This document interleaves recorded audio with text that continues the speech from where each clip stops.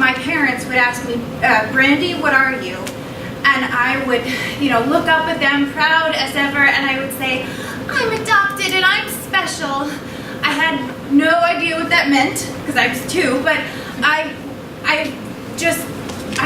as soon as I was old enough to ask,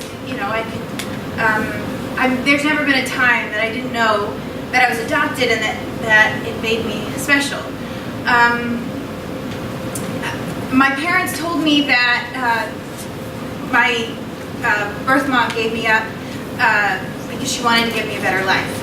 It was the ultimate sacrifice, and they knew a thing or two about sacrifice. They'd had my brother, and then they had tried to have a baby unsuccessfully for 7 years, and then had tried to adopt unsuccessful for 7 years. So they waited 14 years before they got me. When I was little, I was kind of obsessed with, I had this vague sense that I was better than everybody because my parents told me I was special since I was born. And I was an artist, and my parents were very practical, and so I would write in my journal, Dear Maria, to my birth mom. That's not her name, but I didn't know what it was, so I just made it up. When I was 12, I became convinced that, I had to meet her. And so we were driving down the road, and I told my mom, I have to meet her. I have to meet her now.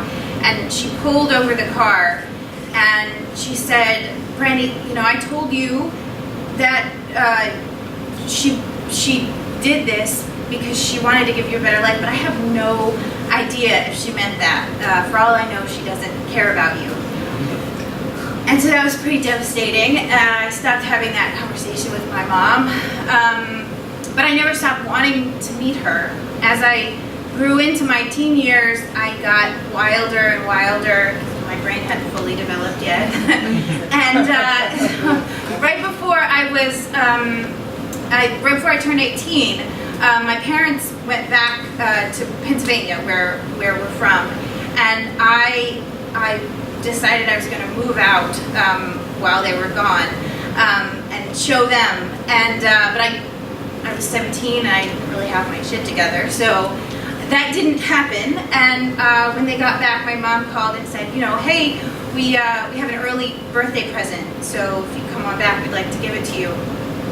And when I got back to the house, she told me a story. So I had been adopted in the same town that I was born in, which is kind of illegal.